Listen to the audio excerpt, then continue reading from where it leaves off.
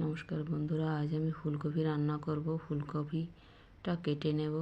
আজ রান্না করব শোল মাছ দিয়ে ফুলকপির তরকারি। ফুলকপি আমি কেটে নিয়ে নেব।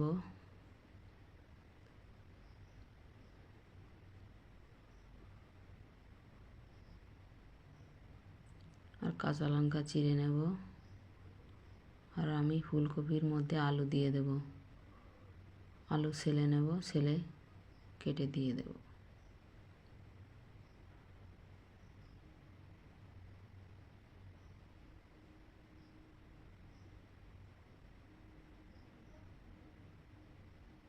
আমি সবজিটা কেটে পরিষ্কার করে ধুয়ে নিয়েছি, মাছটা কেটে পরিষ্কার করে ধুয়ে নিয়েছি।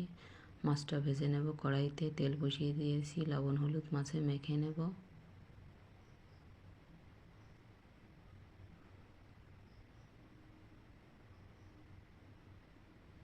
মেখে নিয়েছি, তেলটা গরম হয়ে গেছে, মাছটা ভেজে নেব। দিয়ে দেব মাছটা।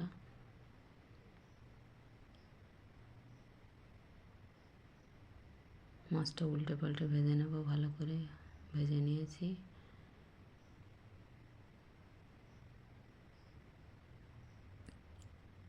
উল্টিয়ে দেব।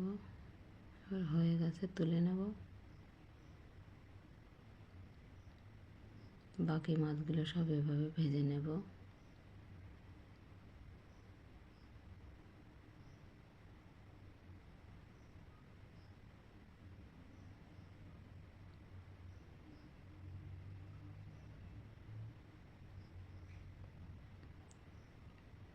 বাকি মাছগুলো সব ভেজে নিয়েছি, হয়ে গেছে। কড়াইতে তেল রয়েছে, আমি সবজিটা দিয়ে দেব। স্বাদ মতো হলুদ লবণ দিয়ে দেব। আমি এটা ভালো করে ভেজে নেব।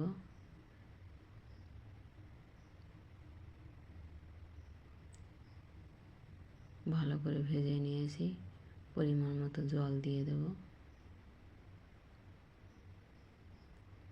আমি জল দিয়ে দিয়েছি। এবার ঢেকে ঢেকে এটা জাল করে নেব। জাল করে নিয়েছি, আমি একটু নাড়িয়ে দেব। ঝোলটা কম হয়ে গেছে। ভেজে রাখা মাছটা এবার দিয়ে দেব। আমি একটু নাড়িয়ে দেব। আমি ঢেকে ঢেকে এবার এটা জাল করে নেব।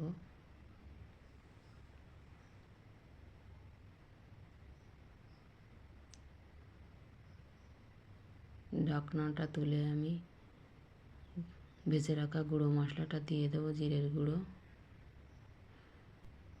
জিরের গুঁড়োটা আমি ভালো করে মিশিয়ে দেব।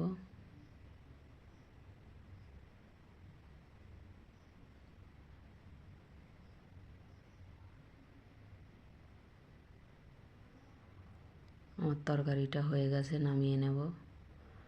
শোল মাছ দিয়ে ফুলকপির তরকারি হয়ে গেছে। এই রেসিপিটা যদি ভালো লাগে লাইক কমেন্ট শেয়ার করবেন, আর আমার চ্যানেলটা অবশ্যই সাবস্ক্রাইব করবেন। এভাবে খেয়ে দেখবেন, খেতে খুব ভালো লাগে ফুলকপির তরকারি।